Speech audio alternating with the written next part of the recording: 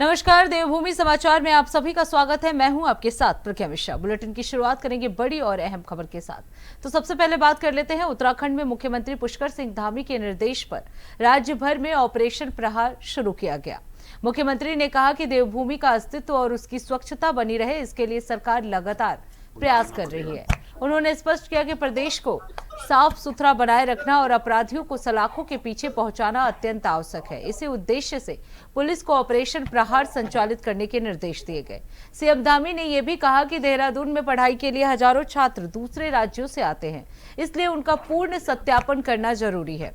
उन्होंने सभी विश्वविद्यालयों और हॉस्टल मालिकों को पुलिस के सत्यापन अभियान में सहयोग देने के निर्देश दिए। साथ ही मुख्यमंत्री ने ये भी कहा कि यह अभियान राज्य में सुरक्षा व्यवस्था और स्वच्छता सुनिश्चित करने की दिशा में एक महत्वपूर्ण कदम है।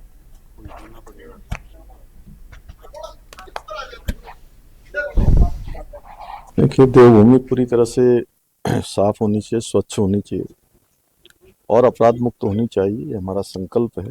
पिछले दिनों जरूर कुछ एक घटनाएं आई हैं, बहुत दुखद भी हैं और हमारे लिए एक तरह से चुनौती भी है कि हम इन सब घटनाओं को पूरी तरह से समाप्त करेंगे, इनकी पुनरावृत्ति न हो, इस प्रकार की व्यवस्था करेंगे। ऑपरेशन प्रहार पुलिस विभाग ने शुरू किया है और उसके तहत बहुत सारे जो अपराधी हैं, गैंगस्टर हैं या पेशेवर अपराध में शामिल हैं, उन सभी को पकड़ने के लिए और जितने यहाँ पर हॉस्टल हैं, चूँकि देहरादून में हजारों बच्चे देश के भी दुनिया के भी यहाँ पर शिक्षा के लिए आते हैं, अलग अलग इंस्टीट्यूशन में आते हैं, तो उन सभी की छानबीन कर रहे हैं और हॉस्टल संचालकों को भी चूँकि इसमें सहयोग करना होगा सभी को और सभी का जो पिछला रिकॉर्ड है वो भी खंगाल रहे हैं। अब रुक कर लेते हैं अगली खबर की। उत्तराखंड में 10 अप्रैल से जनगणना का पहला चरण शुरू हो रहा है। इसमें मकानों की गणना की जाएगी और लोग सेल्फ न्यूमरेशन एप्लीकेशन के माध्यम से 33 प्रश्नों के जवाब देंगे। एप्लीकेशन में मकान का नंबर, दीवार और छत की सामग्री, मकान की स्थिति, स्वामित्व, परिवार में रहने वालों की संख्या, परिवार मुखिया की जानकारी, पानी बिजली की सुविधा, शौचालय की स्थिति, रसोई गैस, वाहन और इलेक्ट्रॉनिक उपकरणों की जानकारी शामिल है। स्वगणना पूरी होने के बाद जनगणना अधिकारी फिजिकल वेरिफिकेशन करेंगे और एप्लीकेशन में दी गई जानकारी के प्रमाण देखेंगे। इस बार यह प्रक्रिया डिजिटल माध्यम से पहली बार देश भर में हो रही है। उत्तराखंड में हिमालयी क्षेत्रों की जनगणना सितंबर 2026 में होगी। कर्मचारियों को प्रशिक्षण दिया गया है और प्रत्येक अधिकारी को लगभग 800 घरों की गणना करनी होगी।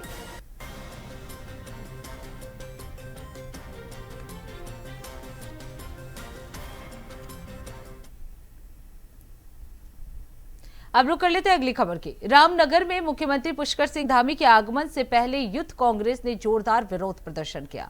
जिला अध्यक्ष सुमित लोहनी के नेतृत्व में कार्यकर्ताओं ने सरकार के खिलाफ नारेबाजी की और नाराजगी जताते हुए काले गुब्बारे लेकर विरोध किया। लखनपुर चुंगी में जुटे प्रदर्शनकारियों ने नारेबाजी शुरू की, लेकिन मौके पर मौजूद पुलिस ने उन्हें रोकने की कोशिश की। इस दौरान पुलिस और कार्यकर्ताओं के बीच हल्की झड़प देखने को मिली। पुलिस ने स्थिति नियंत्रित करने के लिए काले गुब्बारों को फोड़ दिया और कई कार्यकर्ताओं को हिरासत में लेकर अन्य स्थान पर लेकर गए। सुमित लोहनी ने कहा कि प्रदेश का युवा बेरोजगारी और महंगाई से त्रस्त है, भ्रष्टाचार बढ़ रहा है और सरकार जनता की समस्याओं से बेपरवाह है। यूथ कांग्रेस लगातार सरकार के खिलाफ आवाज उठाती रहेगी। पुलिस ने कहा कि कानून व्यवस्था बनाए रखने के लिए कार्रवाई जरूरी थी। सुरक्षा व्यवस्था को और कड़ा कर दिया गया है।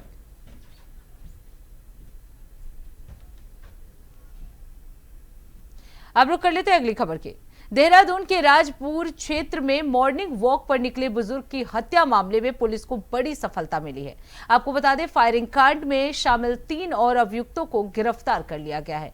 यह घटना राजपुर में एक बार पहले विवाद के बाद 2 पक्षों के बीच पीछा करने के दौरान हुई थी, जिसमें गोली लगने से बुजुर्ग की जान चली गई।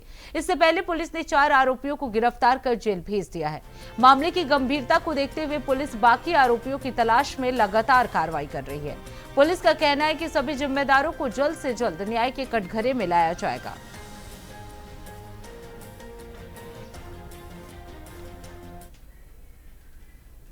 अब रुक कर लेते हैं अगली खबर की। देहरादून में आगामी चारधाम यात्रा को ध्यान में रखते हुए खाद्य विभाग पूरी तरह से सतर्क हो गया है। व्यावसायिक गैस सिलेंडरों की बढ़ती मांग को देखते हुए केंद्र सरकार ने अतिरिक्त आपूर्ति की मांग की जाएगी। इस संबंध में सचिव आनंद स्वरूप ने तेल कंपनियों के साथ बैठक कर स्पष्ट निर्देश दिए कि यात्रा के दौरान गैस की किसी भी प्रकार की कमी नहीं होनी चाहिए। विभाग ने अप्रैल से नवंबर तक करीब 9.67 लाख सिलेंडरों की आवश्यकता का आकलन किया है। वहीं गैस की कालाबाजारी पर भी सख्त कार्रवाई की जा रही है। अब तक इस मामले में 16 एफआईआर दर्ज किए जा चुके हैं और 7 लोगों को इस मामले में गिरफ्तार किया गया है। सरकार ने आश्वासन दिया कि चारधाम यात्रा के दौरान श्रद्धालुओं और स्थानीय लोगों को किसी भी तरह की असुविधा नहीं होने दी जाएगी।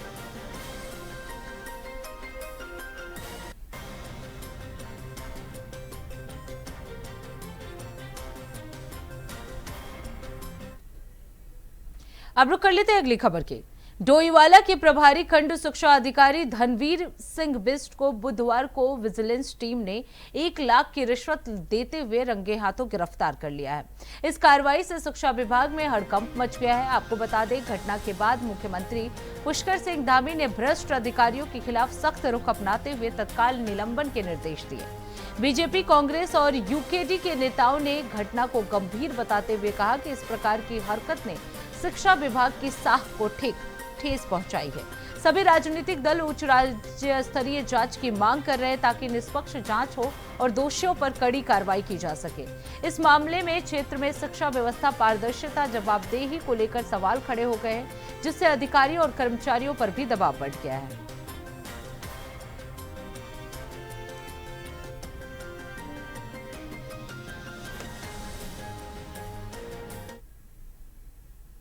अब रुक कर लेते हैं अगली खबर की। हरिद्वार की श्यामपुर वन रेंज में रसूलपुर और पीली पड़ाव गांव के लोग वन विभाग के खिलाफ नाराज हैं। ग्रामीणों ने रेंज ऑफिस पर धरना देकर जमकर नारेबाजी की। उनका आरोप है कि वन विभाग के अधिकारी और कर्मचारी गांव के आम रास्तों पर आवाजाही रोक रहे हैं और विरोध करने पर मारपीट की जा रही है। आवागमन पर यह प्रतिबंध स्कूल और कॉलेज जाने वाले बच्चों के लिए मुश्किलें पैदा कर रहा है। ग्रामीणों का कहना है कि वनकर्मी जंगली जानवरों की आवाजाही रोकने के नाम पर उत्पीड़न कर रहे हैं। वहीं वन विभाग ने इस बात से इनकार कर दिया कि किसी ग्रामीण का उत्पीड़न किया गया है। रास्तों पर प्रतिबंध लगाया गया। इस विवाद में स्थानीय जनता और वन विभाग के बीच तनातनी बढ़ा दी और मामले की गंभीरता की आवश्यकता है।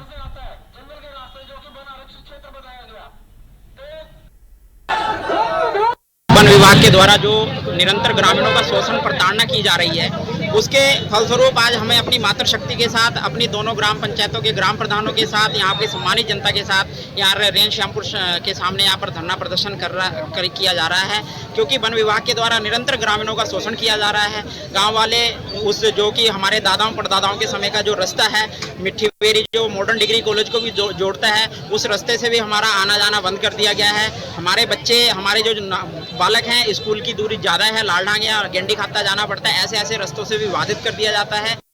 ये वन विभाग की खुलेआम गुंडागर्दी है, तानाशाही है, जिसके विरोध में आज हम यहाँ पर एकत्रित हुए हैं और हमारी मांगे हैं कि भाई 4-5 मांगे हैं, जिसको लेकर आज हम यहाँ पर इकट्ठे हुए हैं। अब रुक कर लेते हैं अगली खबर की। देहरादून में हनुमान जयंती को लेकर जबरदस्त उत्साह देखने को मिल रहा है। शहर के प्रसिद्ध टपकेश्वर मंदिर में इस अवसर पर भव्य आयोजन किया गया। श्रद्धालुओं ने मंदिर में पूजा अर्चना की और हनुमान जी के प्रति अपनी गहरी आस्था व्यक्त की। पूरे मंदिर परिसर में भक्तिमय वातावरण बन रहा और लोग आरती, भजन और कीर्तन में शामिल हुए। मंदिर प्रशासन ने भी सुरक्षा और व्यवस्थाओं को दुरुस्त किया ताकि हर भक्त बिना किसी परेशानी के हनुमान जयंती का पर्व मना सके।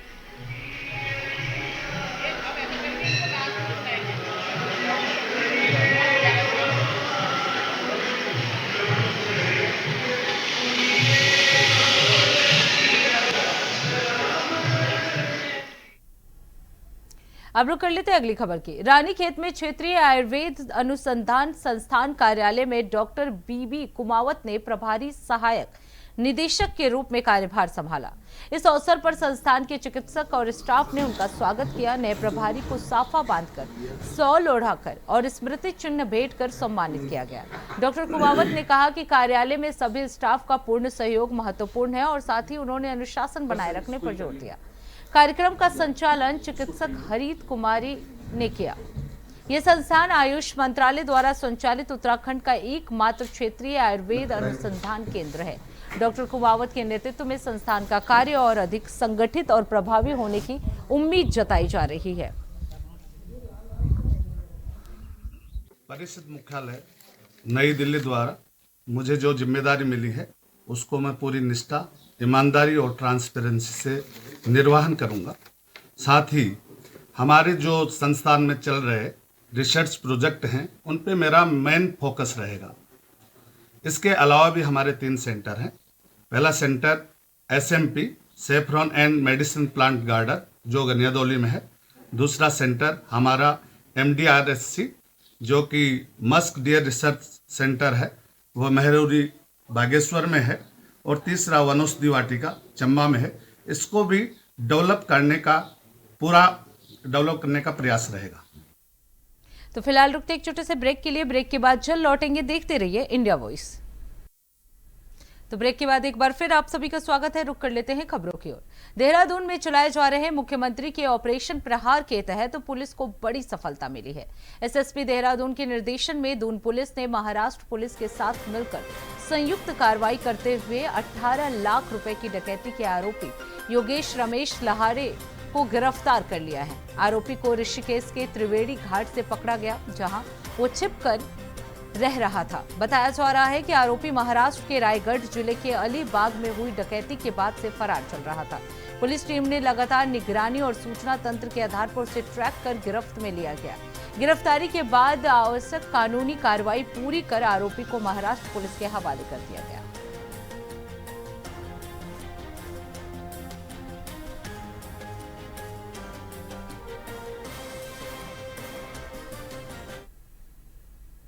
अब रुक कर लेते हैं अगली खबर की। रुड़की की गंग नहर कोतवाली क्षेत्र में सुभाष नगर के पास कुछ दबंग युवकों के द्वारा 2 युवकों को रोककर उनके साथ डंडे और बेल्ट से बेरहमी से मारपीट की गई। इस मारपीट में दोनों युवक गंभीर रूप से घायल हो गए। इस मारपीट का दबंग युवकों के द्वारा खुद ही एक वीडियो भी बनाया गया, जो आज सोशल मीडिया पर वायरल हो रहा है। पुलिस अब आरोपियों के खिलाफ कड़ी कार्रवाई करने की तैयारी कर रही है। बता दें कि 29 मार्च की रात कुछ दबंग युवकों के द्वारा बाइक सवार 2 युवकों को रोक दिया गया, जिसके बाद दबंग युवकों के द्वारा दोनों युवकों के साथ डंडे और बेल्ट से बेरहमी से मारपीट की गई। इस मारपीट में दोनों युवक गंभीर रूप से घायल हो गए। इतना ही नहीं, दबंग युवकों के द्वारा खुद ही इस मारपीट का वीडियो भी बनाया गया, जो आज भी सोशल मीडिया पर वायरल हो रहा है।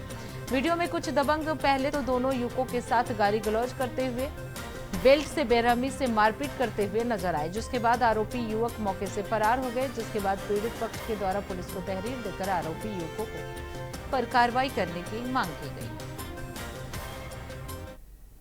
ये थाना गंगनहर का ये मामला है। इसमें ये सब आपस के परिचित और दोस्ती हैं। किसी बात को लेकर इनका झगड़ा हुआ है, सोशल मीडिया में वायरल है। थाने को एक कंप्लेंट प्राप्त हुई है। थाना अध्यक्ष को इसमें उचित लीगल कार्रवाई करने के निर्देश दिए हैं और कितने लोग थे, क्या थे, उनको आइडेंटिफाई करके हम आगे लीगल कार्रवाई करेंगे। अब रुक कर लेते हैं अगली खबर की। हरिद्वार के श्यामपुर इलाके में एक तेज रफ्तार कार और स्कूटी की भीषण टक्कर में 40 वर्षीय युवक की मौके पर ही मौत हो गई। मृतक चंडीघाट बस्ती का रहने वाला था और हाल ही में कांगड़ी में रह रहा था। घटना के बाद स्थानीय लोग और मृतक के परिजन घटनास्थल पर इकट्ठा हो गए और आरोपी कार चालक को तुरंत बुलाने की मांग करने लगे। पुलिस के समझाने के बावजूद भीड़ शांत नहीं हुई और मामला और तनावपूर्ण हो गया। कुछ लोगों ने चंडीघाट पुलिस चौकी में तोड़फोड़ की और पथराव भी किया, जिसमें अधिकांश लोग नशे की हालत में थे। बिगड़ते हालात को नियंत्रित करने के लिए पुलिस को हल्का लाठीचार्ज करना पड़ा। पुलिस ने पूरे मामले की जांच शुरू कर दी है और आरोपी चालक की पहचान कर कार्रवाई करने की प्रक्रिया की जा रही है।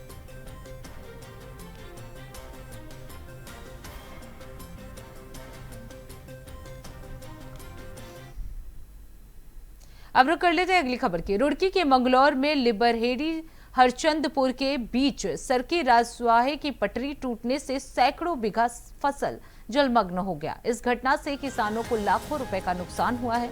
आपको बता दें, गेहूं और गन्ने की फसल पूरी तरह तबाह हो गई है, लेकिन संबंधित अधिकारी लापरवाह बने हुए हैं।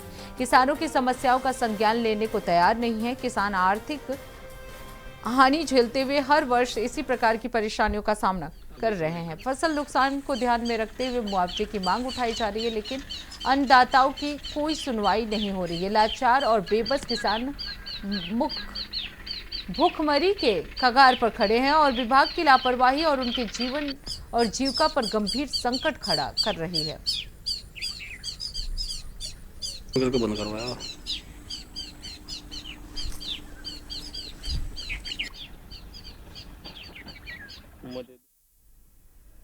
अब रुक कर लेते हैं अगली खबर की। देहरादून में एसएसपी प्रमेंद्र डोभाल ने जनपद में पुलिस अधिकारियों के तबादले किए। इस बार इंस्पेक्टर और सब इंस्पेक्टर के पदों पर तबादले हुए। कुल मिलाकर 2 इंस्पेक्टर और 28 सब इंस्पेक्टर के कार्यक्षेत्र बदले गए हैं। इसमें इंस्पेक्टर नरेश राठौर को पुलिस लाइन से प्रेमनगर थाना भेजा गया है। इसके अलावा थाना अध्यक्ष नेहरू कॉलोनी का कार्यक्षेत्र भी बदला गया है। एसएसपी डोभाल ने कहा कि ये बदलाव जिले में बेहतर कानून व्यवस्था और प्रभावी पुलिसिंग सुनिश्चित करने के लिए किया गया है। अन्य संबंधित अधिकारियों को भी नए कार्यक्षेत्रों में समुचित जिम्मेदारियां दी गई हैं ताकि जनपद में शांति और सुरक्षा बनाए रखी जा सके।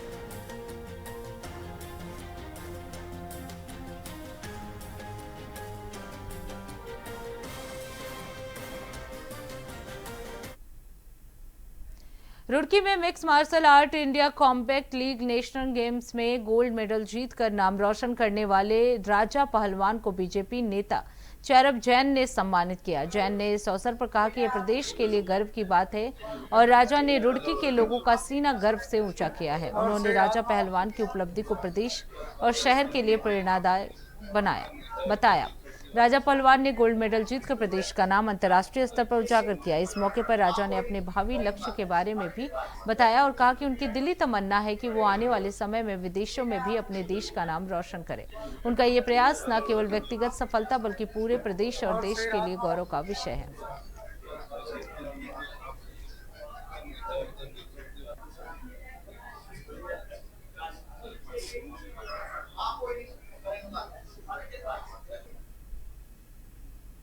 अब रुक कर लेते हैं अगली खबर की। देहरादून में एसएसपी के निर्देश पर ऑपरेशन प्रहार के तहत संदिग्ध गतिविधियों को रोकने के लिए सघन चेकिंग अभियान चलाया गया।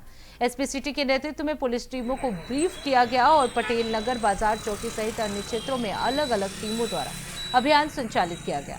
संबंधित क्षेत्राधिकारियों के साथ मिलकर पुलिस ने रात तक कार्रवाई जारी रखी। अभियान के दौरान संदिग्ध गतिविधियों में लिप्त अभियुक्तों के ठिकानों पर औचक छापेमारी की गई। छापेमारी में 11 वारंटी अभियुक्तों को गिरफ्तार किया गया। इसके अलावा ड्रंक एंड ड्राइव मामलों में 3 गाड़ियों को सीज किया गया। चालक गिरफ्तार किए गए। बिना सत्यापन कराए बाहरी प्रदेश के व्यक्तियों को किराए पर रखने पर 15 मकानों पर भी चालान किए गए हैं।